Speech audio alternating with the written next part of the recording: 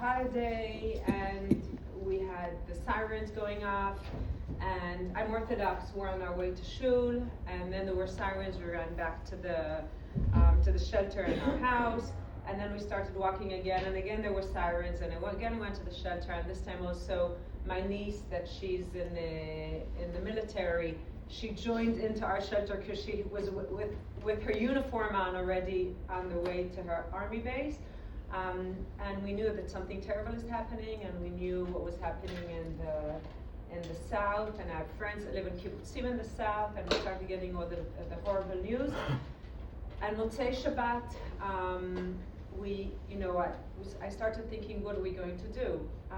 And you could see that the way people dealt with these really, really, really horrible, horrible news.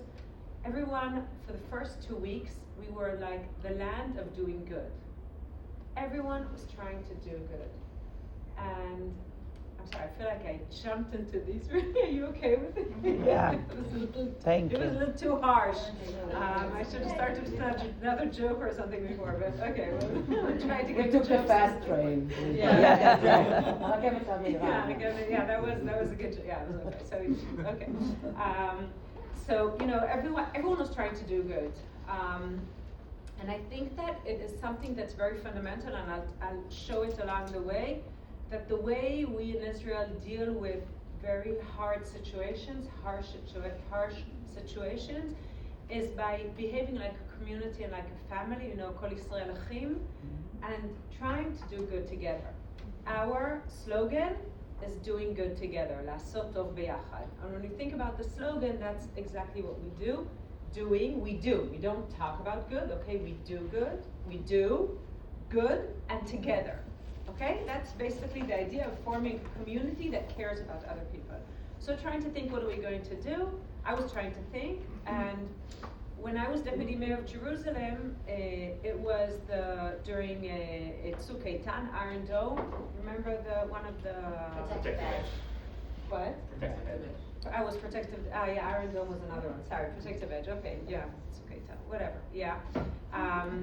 And that was one of the operations in Gaza. And then it wasn't like October 7th, but also there were a lot of people evacuated, and a lot of miluim, a lot of military, and everyone was helping the people that were evacuated and helping it. And I said, what about the families that the father or the mother are drafted? Now, my husband did endless miluim. I can tell you that was one of the things that I used to hate. And every time Miluim would come, I would start crying. It was really, and I'm a very strong woman, but those were really very, very hard. And I was always career oriented. When I was 30, I became a Jerusalem City Council till 35. I had 2 babies in that time. In one term, I had 2 babies because I wanted to get, those are the years that you have babies. I had 2 children at the beginning of the term. I had 4 children at the end of the term. And during these years, my husband is doing miluim, and he's away. And the thing with miluim is that it's like we're expected to go back to 50 years ago, when, the husband anyway is working and you're at home with the kids. But life has changed, and we work, and we take, and I was always very career oriented, and my husband also has his career, but he was also a lot at home, like with the kids, not at home, like pick up the kids, take them to Ghana and whatever, take care of the supper, and suddenly he has to leave a month a year. And when you have during war, so there's tzav shmone. It means that he's called in a second, like instantly. And usually with miluim, we would plan it in advance, right? He's going away for a month, so you figure it out. When's the babysitter come? When does your mother-in-law? When this, when that. And you can't organize anything.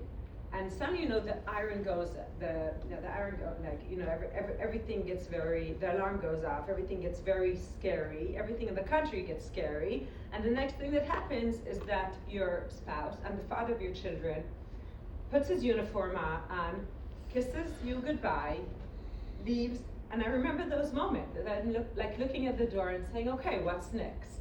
And what's next? You have to get supper, you have to take care of the kids, and the kids are always off.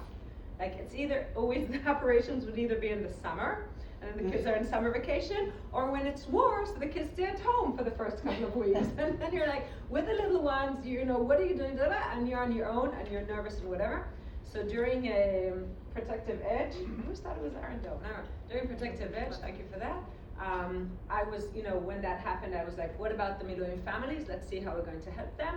And I was deputy mayor of Jerusalem. We didn't do it through the municipality because no one understood what we were talking about. Because when the war breaks out, everyone looks at the battlefield, right? And everyone expects everyone else to support the battlefield, to support the people that are on the front lines.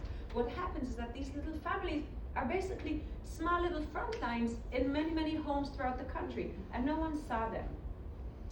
And that's when I said, let's form, you know, let's help, instead of volunteering, you know, other people will volunteer to help the front lines, let's have these little front lines. And that's when we formed we started, you know, I posted on Facebook, who wants to help? This is a decade ago. Who wants to help families that the father or the mother in Miluim? Do you know of families that the father or the mother in Miluim? And in my office, I had a very big office, and that's how it worked out. So in my office, we had people sitting down, making phone calls. People started registering, people registered their friends, and we started making phone calls saying, you know, we want to help you. And as time went by, we also realized what do people need. People need babysitting, people need the afternoon, the tough hours, another pair of hands, you know, the showers, the supper, for this, for that, you know, getting the kids to bed. People need dog walking. How do you take a dog on a walk when you have a newborn baby, right? How do you do that? Cooked dinners, cooked suppers, okay? And as the war got longer, and it was 6 weeks at the time, but you know, it was the summer vacation. People needed help, like when they were moving apartments, so they needed help with all the packing and everything. People needed help, and suddenly women went into labor, and the husband was away, so we got doulas, like women that will help them during labor. And as time went by, we realized more and more what are the needs and how can we help. And that was a decade ago. And then the operation was over, and we tried to go to the army and to say, listen, maybe we can do this, let's organize it around the country. And everyone was like, okay. No one understood what we're talking about, and it was over. And that's it. And for a decade, it was something that never re-happened.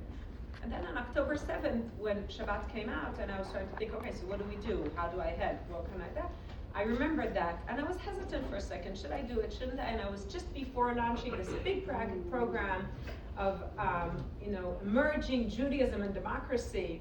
I say it now, and it almost sounds like a bad joke. I mean, it's very important, but it's very important. But it's like became this very different area of my life. And it was just before launching it, and I had the organization set up, and everything was ready, and the fundraising, and everything was ready. And then I was trying to think what should I tap into this area? And then I got something on Facebook that this young woman, she's a little less young now, she told me, are you going to organize, set up this, this assistance? Because a decade ago I had my first, and you were very helpful. Now I have 4. Very soon, right now I have a lot of mothers of 4. Do you think you'll be able to do it? And I was like, okay, I was hesitant, but let's go for it. I posted on Facebook, who wants to help, who needs help? I'll help you set up these kind of, around the country to do it. And let's get it going. And that night, some people started, answering. And I called a few of the women that were with me a decade ago saying, let's do it. And we took off. And the next thing we knew is that you think Israel is a small country. It's not that small. There are thousands of cities, towns, little moshavim, little kibbutzim throughout the country. We got together this form on Monday, Monday.com, saying who wants to volunteer, who wants that, and we sent it out, and suddenly we have families that need help in Saba, in Ra'anana, in Be'er Sheva, in Eilat, in Azaria, in Akko, in Tveria, and we're like, okay, we have to set up this whole big organization to make it work. And basically, there are 3 different groups that made this thing happen. One were social activists. Okay, I was in politics for many years, but at the end of the day, when I wake up in the middle of the night, you ask me who I am, I'm a social activist. We're a group of social activists that were like, yeah, sure, we can found this organization that's going to work from Eilat to Naharia. Of course, there was no Kiryat Shmona, no Metula, because they were all evacuated, but whatever, of course we can do that. And there was another group, which were high-tech women, that they put everything on Monday.com, everything. When they ask us where our office is, I say it's in Monday, Smooth, Zoom, WhatsApp, Wix, whatever. Everything is very, very technological, and we could never get it off the ground without this high-tech kind of thinking. At the very beginning, they got us set up. And the third, our group of former high-ranked Army women, that they set us up in a way that can work. Okay, we have meetings 3 times a week. At the time, it was every morning. We had at 8:30 in the morning. We had a meeting, a Zoom call to see how what we're going to do. Everything is very organized. We have city coordinators. I'll tell you in a minute how it goes. We have regional coordinators, and it works. And what's the essence? How does that?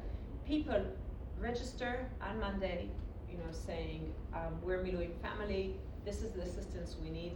We have volunteers that register, and then we have city coordinators. And what they do is they coordinate the volunteers with the families, okay, to make it work.